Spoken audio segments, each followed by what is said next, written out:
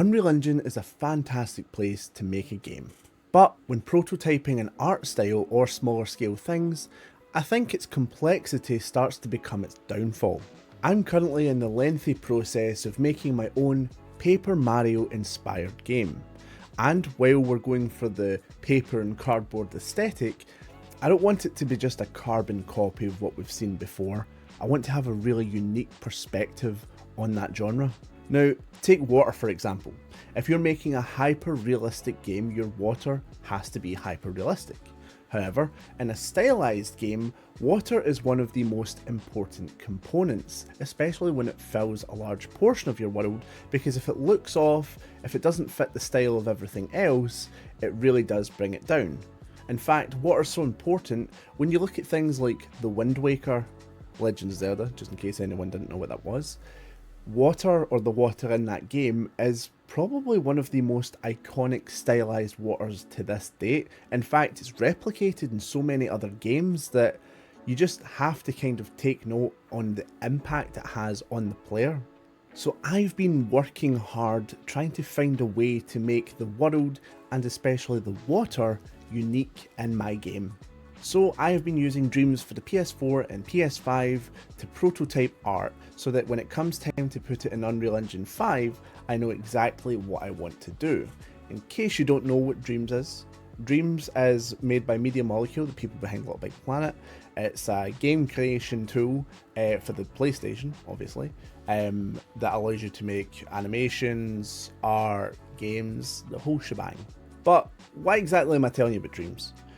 Well, I use Dreams so that I can make the art, and then when I'm sending it off to people that are working on the 3D assets, they know exactly what I want because there's a prototype made of it. So let's dive back into the concept of water. Now, I have finally realised how I want the water to look in Paper Red on the Unreal Engine. And basically it comes down to three different factors. The player will be able to go into this version of water and actually move around and swim. Well, Red can't swim, he'll have a rubber ring, but you get what I mean. This version of water is a light layer where the player can see the bottom and will be able to see the lower half of Red in the water when swimming.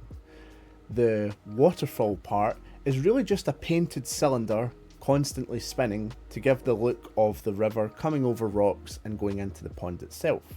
And then of course, probably my favourite part is the river itself. It's basically just a bunch of rectangles that are put together, painted blue, and they've got like a wave effect coming over them. Different Marios, or different Paper Marios, have done water effects in so many different ways.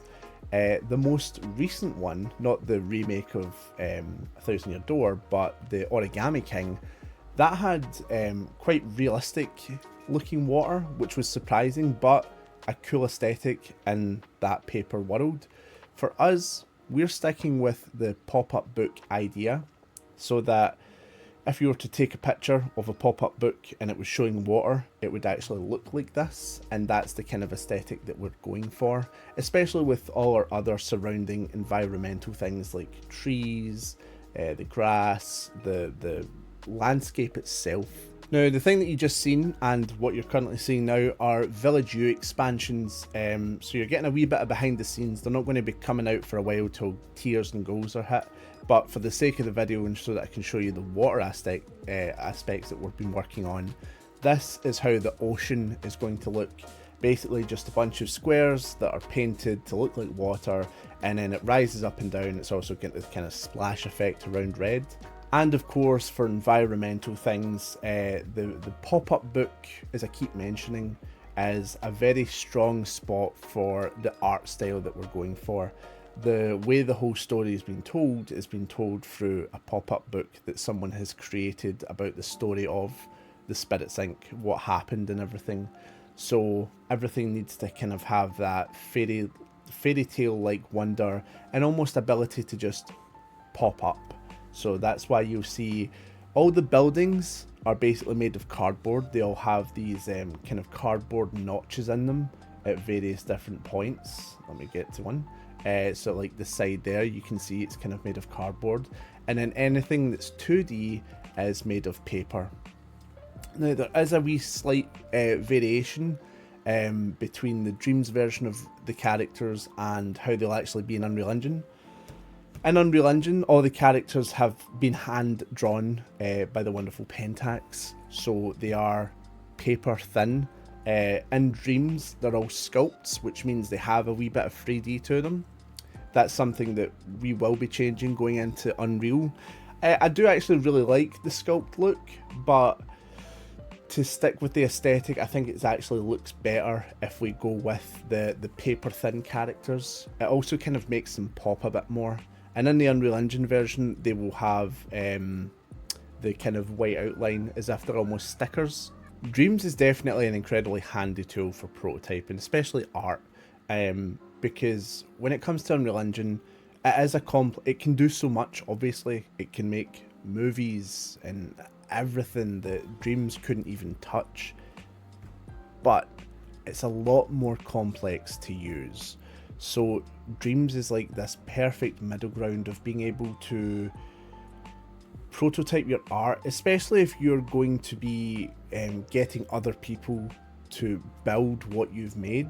The most unfortunate thing for me is that in Dreams I can make stuff really quick, really well, and it's exactly how I want it. Unfortunately, when it comes to Blender and Unreal Engine, I have almost zero experience, which means I would have to learn for a very, very long time to get even close to the standard that I would actually want something to look. So, fortunately enough, I have wonderful people that are helping with that and stepping in where I can't. So I prototype it in Dreams, hand it to them and go, make that. And I mean, it works so far. The Sky, who is helping with 3D assets right now, I went and gave her the stage, the battle stage, and she's been making that currently, and it's coming along really, really well. So it definitely works. But yeah, what did you think of the water, or what do you think of the aesthetic in general? Is there anything that you would change? Is there anything that you'd want to see? Let me know in the comments below. As always, thank you very much for watching, and I'll see you in the next one.